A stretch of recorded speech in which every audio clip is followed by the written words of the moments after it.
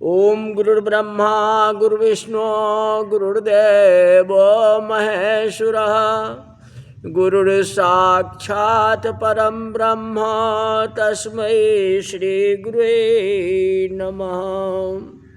आज की कथा भागवत में रास लीला का अर्थ। संत लोग रास लीला की कथा 3-4 प्रकार से करते हैं। सबकी अलग अलग भावनाएं हैं। रास लीला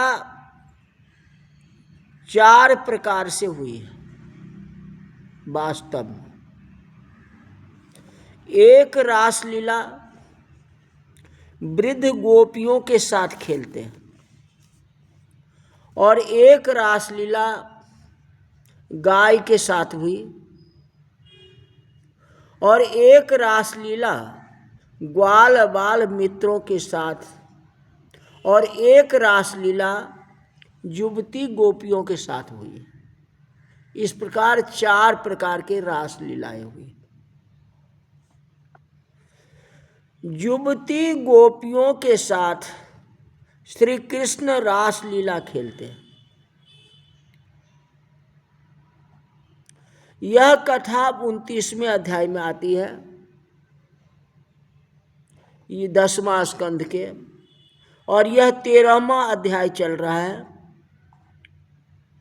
इस अध्याय में श्री कृष्ण वृद्ध गोपियों के साथ रासलीला करते हैं, जिसका वर्णन किया गया। बतलाया ना 4 प्रकार का है। तो अभी ये रासलीला का वर्णन जो है वृद्ध गोपियों के साथ, जिसका वर्णन। अब प्रश्न उठता है, ये रास क्या होता है? वेदों में इसका वर्णन है, भगवान रस में है। भगवान रस में है। रस में परमात्मा को मिलना, रस में परमात्मा के साथ एक होना, यही रास है। भगवान के साथ मिल जाओ। किसी वस्तु को मिला दो, कहते ये रसदार सब्जी है, बहुत अच्छा है, स्वादिष्ट है। तो ये जो है आत्मा और परमात्मा का मिलन है। तो आत्मा कहाँ मिलेंगे? परमात्मा से।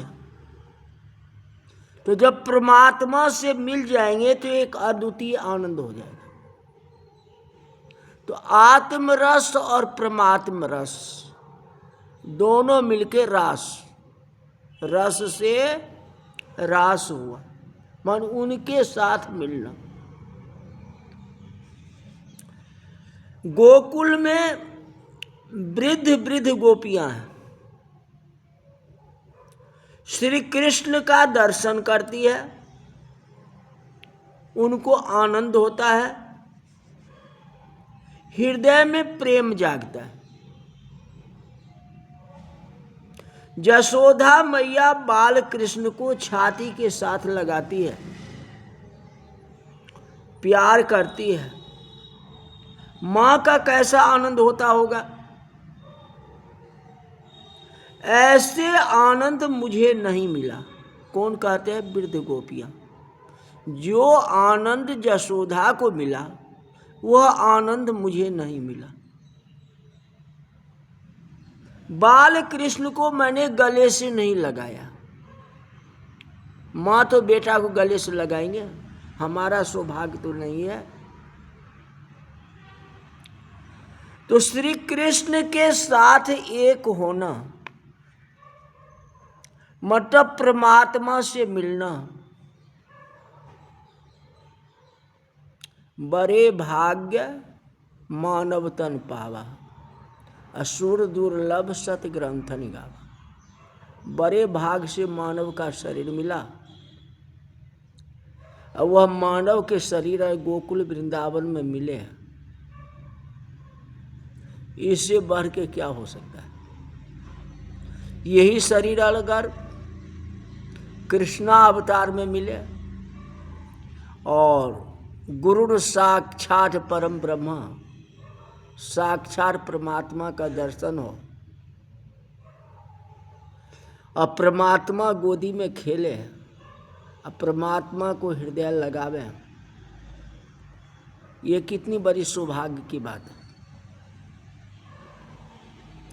सभी गोपियों को, वृद्ध गोपियों को इच्छा है, मन में है कि मैं कृष्ण को गले लगाऊं।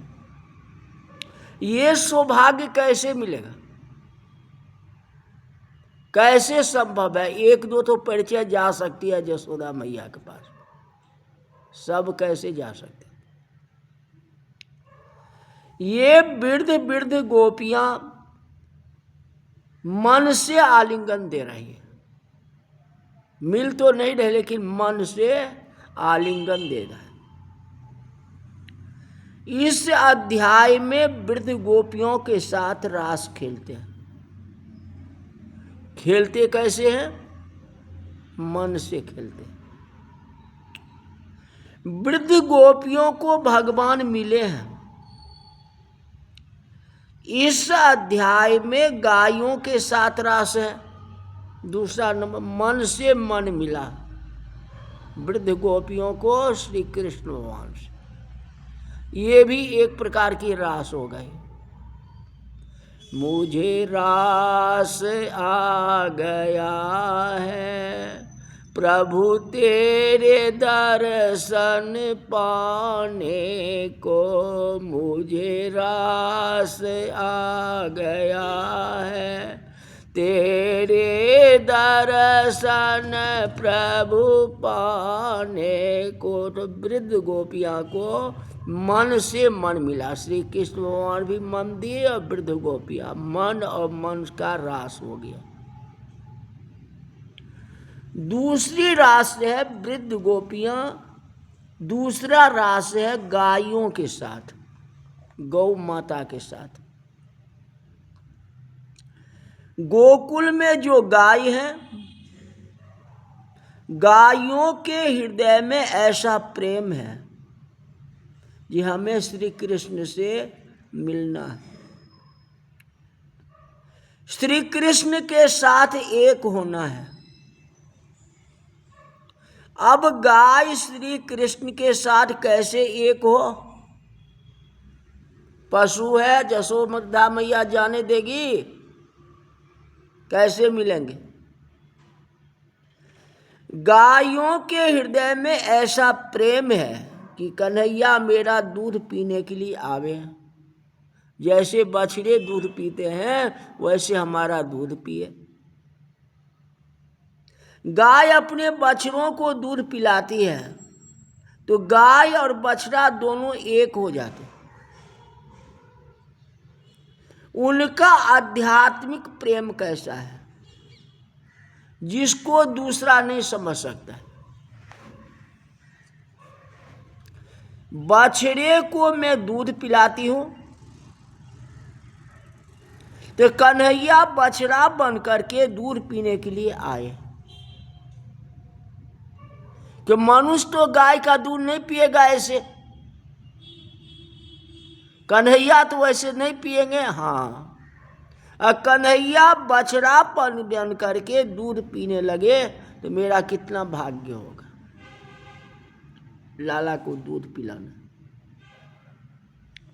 कन्हैया मेरा दूध पिएगा तो मैं कन्हैया के साथ एक हो जाऊं। श्री कृष्ण से मिलने की इच्छा गाय को है। इस अध्याय में गायों के साथ रास कहा गया। पहला थे वृद्ध गोपियों का, दूसरा गायों के साथ रास। इस अध्याय में ग्वाल बाल मित्रों के साथ भी रास की है। अघासुर को मारने के बाद बालकों ने श्री कृष्ण से कहा कि कन्हैया भूख लगी है। श्री कृष्ण ने कहा चलो जमुना जी के किनारे भोजन करेंगे। श्री जमुना जी का किनारा है, वृक्षों की छाया में श्री कृष्ण ग्वाल बाल मित्र के साथ भोजन करते, एक साथ बैठ करके ईश्वर के साथ भोजन करना, एक दूसरे में बांट करके खाना, ये भी तो एक रास हुआ ना, मन और मन का रास। बाल सखा का मन और कृष्ण का मन एक हो गया, आत्मा और परमात्मा का मिलन हो गया। अपने मन को वृंदावन में भेज दो, मन से दर्शन करो और श्री कृष्ण ग्वाल बाल मित्रों के साथ भोजन करने के लिए बैठे हैं। अपने श्री कृष्ण के लिए मैं मिठाई ले गया हूं, यही से बैठे बैठे बोलो, कोई जाने की जरूरत नहीं है, जैसे ग्वाल बाल सखाने की। भगवान को मैं खिलाऊंगा, ऐसी बैठे बैठे भावना तो करो। भावना से मन की शुद्धि होती है। कल्पना करो, मैं वृंदावन हूं, ग्वाल बाल मित्रों के साथ श्री कृष्ण भोजन कर रहे हैं, अब मैं भी वहां गया। भावना करो। कहते बालकों के हृदय में अतिशय प्रेम है। कथा पर आइए, सभी को ऐसी इच्छा है श्री कृष्ण का स्पर्श करके ही बैठना है। श्री कृष्ण से दूर बैठने के लिए कोई तैयार नहीं है। श्री कृष्ण का स्पर्श करके मैं बैठूंगा। बालकों के हृदय में प्रेम है। बालक घर से जो कुछ लेकर के आते हैं बराबर देखते हैं, जो सबसे अच्छा है वह वस्तु भगवान को देते हैं, जो मध्यम है अपने मित्र को देते हैं। उत्तम भोजन, उत्तम वस्तु भगवान को देते हैं, जो मध्यम है अपने मित्र को देते हैं, और जो सबसे साधारण है वह अपने लिए रखते हैं। जैसे सबरी ने बेर को जूठा करते थे, ये मीठा है या नहीं, जो सबसे मीठी लगी वह भगवान को देते थे, और जो कम मीठा होता था वो अपने खुद खा लेती थी या अपने खाने के लिए रख लेती थी। तो भगवान के सामने खाएंगे तो नहीं, दोनों एक साथ तो नहीं खाएंगे, वो रख लेती थी। और जो ज़्यादा मीठा था वह जो है भगवान को देते थे। प्रेम सहित प्रभु खाए, बारंबार बखान, यही प्रेम का लक्षण है। भगवान को अच्छा दो, दूसरे को भी अच्छे भोजन कराओ, अच्छा वस्तु दो। अपना जैसा मिले उससे कोई मतलब नहीं। कि आप नमक रोटी ही खाओ, कोई आपत्ति नहीं है, लेकिन भूखे को जरूर खिलाओ। कोई भूखा है ना, उसकी खाने की इच्छा है ना, तो भूखे को खिलाओ। उसमें सबसे ज्यादा धर्म है, इससे बढ़ के धर्म कुछ नहीं है। दूसरे को अच्छा दो। श्री कृष्ण के मुख में कमाल देना है, कवल देना है, मतलब ग्रास, मतलब अपने हाथ से खिलाना है, ऐसी भावना है। श्री कृष्ण के दूर में अगर बैठूंगा तो मैं अपने हाथ से कृष्ण को कैसे खिलाऊंगा? संभव है ही नहीं। रासलीला तो ऐसी होनी चाहिए, हमारे और आप में ऐसी रासलीला नहीं है, ये प्रेम नहीं है। यही प्रेम होना, ऐसा प्रेम होना चाहिए अपना परिवार के साथ, अपने समाज के साथ, अपने बच्चों के साथ, चाहे आपको दुश्मन हो या मित्र हो, सबके साथ ऐसा ही होना चाहिए, प्रेम होना चाहिए। यही सबसे बड़ा रस है, यही सबसे बड़ा रास है, जो लीलाएं आपको आगे फिर बताएंगे जो कैसे क्या है। आज की कथा यही तक रही। बोल वृंदावन बिहारी लाल की जय।